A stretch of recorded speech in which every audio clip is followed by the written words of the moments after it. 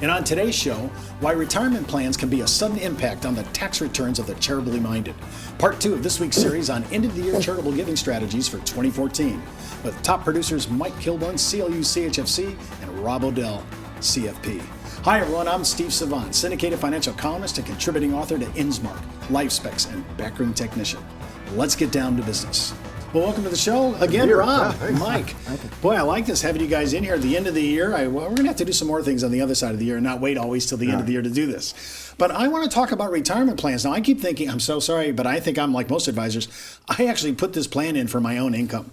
But you have clients that really don't need this income, and it's causing them actually more taxes. Some people are paying RMDs and they don't even need it. So talk to me about why is this really on our radar when we're talking about end of the year charitable giving? Well, let's first talk about the charitable IRA rollover, which has just been passed through the House as we tape right now, waiting the president's signature, which should happen. Most people and advisors, we hope that he does. That has big impact for the taxpayers in the low bracket and the really high bracket.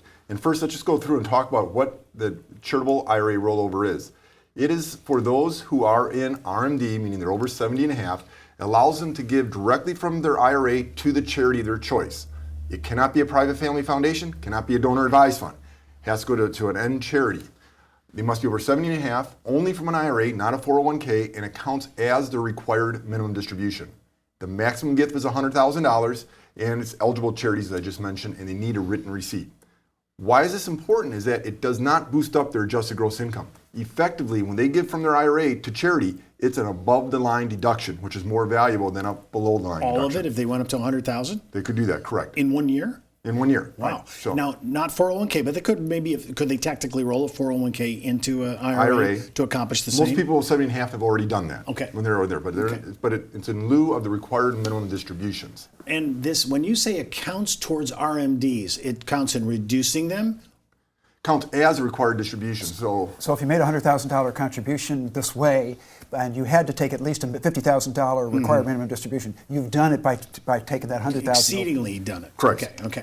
Correct. All right. So in this tactic, now this is an IRA. We've already got the deduction for it. Now we're able to give it direct. We used to have to go through the shenanigans of going ahead and taking the distribution, paying the tax, and then giving it to the charity. Well, not paying the tax, but also boosting up your adjusted gross income, yeah, right? You boost that up, and then you put it on the Schedule A, which is subject to phase-outs on the Schedule A, as we talked about in previous shows, on tax planning, that is. So it's a big benefit here, especially for those who are on Social Security, low-income brackets, and those in the high-income brackets. Now, well, Mike, you deal with a lot of high-end clients, but Rob just said this is good for the regular Joe middle-class America. I mean, this sounds powerful. Well, understand he's talking about people must be 70 and a half or older. Sure. So we're talking about older clients right now. But this is a good way for them to give, because when I first heard of this, I thought, well, why wouldn't you just take it out of the IRA, pay the, now you've got a tax due, but then you get an offsetting tax deduction. And the answer is, once you go through the whole tax return, you realize that jumping over all of that, going directly to the charity, will save you big dollars. And Rob's going to show you that. Let's just go through the benefits. It reduces adjusted gross income above the line. It reduces the stealth tax for those who are on the high end, right, in the high brackets. It protects Social Security for those on the lower end. Before you go far, now remind me, everybody, what the stealth tax is you're talking about. Well, stealth taxes, there's several of them out there, but the most known one is the Medicare surtax, 3.8%. For those over $250,000 of adjusted gross income, and this is above the line deduction, so it doesn't boost up the adjusted gross income. And depending upon your income, there's some phase outs of your deductions, which is crazy, but that's a little hidden tax. And there's also a phase out of your personal exemptions above certain level. So this reduces the income, and those won't be phased out as much. Okay? Give a couple examples here, and we'll start with the low-income retiree, and maybe finish out the show with that. Here we have Bill and Louise. They're mid-70s. They have adjusted gross income of $80,000. Their required minimum distribution, which is a part of the $80,000, is $40,000. They claim the standard deduction, and they pledged this year in their church $40,000 for the building campaign. If they take and give it, so they take the money out of the IRA, they realize it, get a 1099, it goes on their adjusted gross income, and then they give that $40,000 to church and write it off on their Schedule A, the tax liability they're going to pay is $3,900 for that year. That's their total tax liability. Not very high, but still, they will have a positive tax liability. If they took advantage of the charitable IRA rollover and took that $40,000 directly from the IRA to their church, they would not get a 1099. They would not have a Schedule A. They'd still have this the standard deduction, but their tax liability goes to zero. And the reason why is all of a sudden now their Social Security becomes almost tax exempt for them. And that's the big difference right there. Okay, so at the lower end of income for a senior, this is a way that they want to pledge to their church. They love their church. They've been there for all their life. They want to see it in perpetuity to move Correct. on throughout the year. Okay, so I'm saving that $3,964 right off the top. Correct. So Right. there's a savings right there. This is an actual case. Yes. And then you're saying that my tax liability, but now all of a sudden what happens to my actual Social Security because of this? Well, Social Security becomes the majority of the benefit becomes tax-free because you just went down your income tax bracket and your taxable income is lower. How big is this in the smaller middle class America? This is huge. Yeah. This is huge. Well, sure, the numbers. clients, when they were sitting there and Rob was actually presenting this to them, they were very pleasantly surprised to see this idea.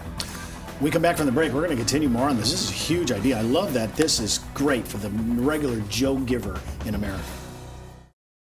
It's not how much money you make for your clients, it's how much money they get to keep, especially in retirement. But retirement income could cause Social Security benefits to be taxed.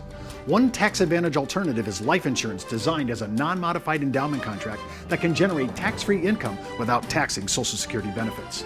These contracts offer differing funding options depending upon your client's risk tolerance. For more information on how life insurance can be part of your retirement planning, just email me at steve@downtobusiness.tv. Brought to you by Ash Brokerage, the practice enhancement company.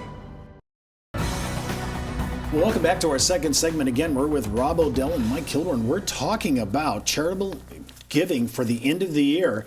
And now we talked about this first part, which was illuminating to me that we're actually doing this for lower income Americans. But now take me upstairs to the wealthy and the affluent, and the impact must be, I can't even imagine. Well, it does have a big impact. And this is, you go from $3,900 to zero in tax liability for the low one. Let's see what happens with the higher income. And just down the pew from these, Bill and Louise, sits Mike and Norma. They're in their mid-70s. Their adjusted gross income is $350,000. They have $45,000 of itemized deduction, and they pledged $100,000 to that same building campaign that Bill and Louise did. So now, if they do a take and give, meaning they take the $100,000 out of the IRA and they give it to church and put it on their Schedule A, itemized deductions, their tax liability total for that year is $36,274. And let me stop you there. There are people that do this. Oh yeah, absolutely. Just write the check, know they're going Right. to get a big tax bill, ordinary income tax, and they just do it. Correct. Right.